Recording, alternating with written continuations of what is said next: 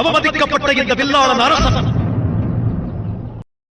நான் இவருக்கு அரச பட்டம் வழங்குகிறேன். மேற்கு திசையில் வெகு தொலைவில் மகதத்தையும் கடந்த ஒரு அழகிய பிரதேசம் உள்ளது.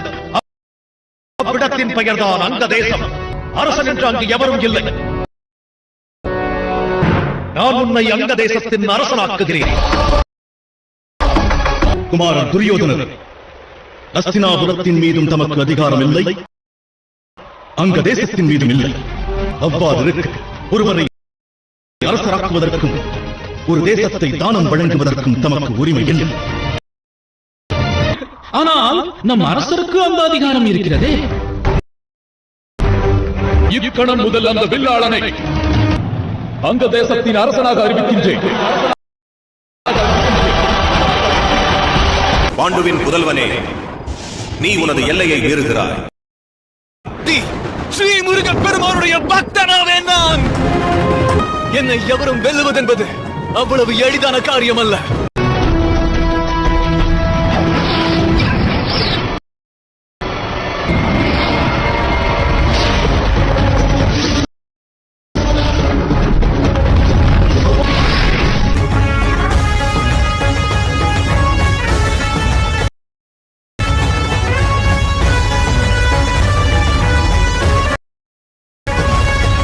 ஒளி பொருந்திய என்னுடைய தேஜஸின் அங்கம் பாலகனாக உனக்கு பிறக்கும்.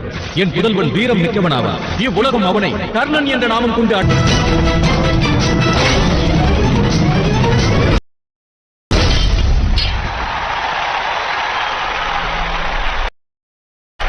போட்டி முடிவுற்றது அங்கதேச அரசரே.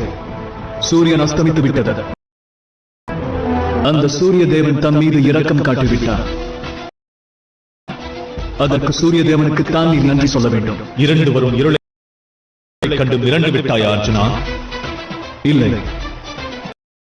வெற்றிக்காக நான் அதர்ம வழியில் செல்வதில்லை. பேரையும் புகழையும் அடைய வேண்டும் என்பதற்காக தர்மத்தை மறப்பது வித்தியை ஆகாது. அது அகங்காரம். ஆனால் நிராசை அடைய வேண்டாம். இன்று தாம் ஒரு அரசர். யுத்தத்தில் பங்கெடுப்பது ஒரு அரசனுக்கு அழகாகும்.